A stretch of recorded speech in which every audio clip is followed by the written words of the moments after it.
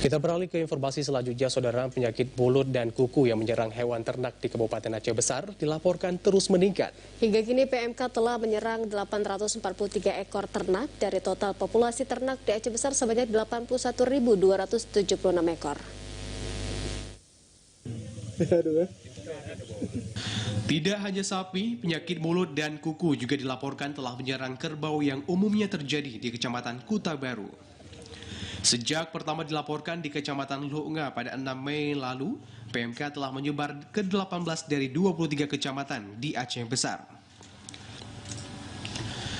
Dari total 843 kasus PMK terbanyak dilaporkan menyerang ternak sapi di Kecamatan Montasik dengan total 172 kasus dan Kecamatan Indrapuri 140 kasus.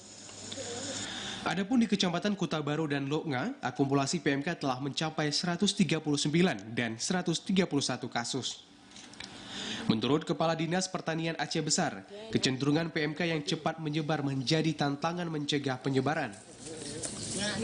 Kondisi ini diperparah dengan kebiasaan warga yang melepas ternak serta ketersediaan obat-obatan yang terbatas.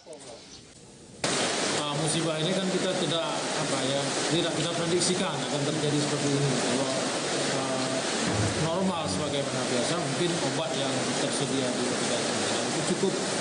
Tapi karena musibah dan wabah yang begitu cepat menyebar, ini sudah sangat menipis. Kita juga ada bantuan dari provinsi, tapi juga dalam jumlah yang tidak banyak.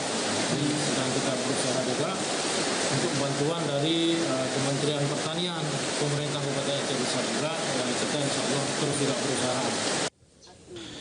Jafar menambahkan, upaya koordinasi dengan Dinas Pertanian Provinsi maupun Kementerian Pertanian juga telah dilakukan guna memenuhi ketersediaan obat-obatan. Masyarakat diimbau untuk tidak panik namun tetap waspada dengan melapor jika menemukan gejala PMK pada ternak peliharaan mereka. Dari total 843 kasus, Posko Penanganan PMK dan Penyakit LSD Aceh Besar di Rumah Potong Hewan Lambaru juga melaporkan adanya kesembuhan ternak sebanyak 159 ekor setelah menjalani perawatan. Sementara 7 ekor dilaporkan mati akibat terserang penyakit ini. Dari Aceh Besar, Arman Konadi, TVRI melaporkan.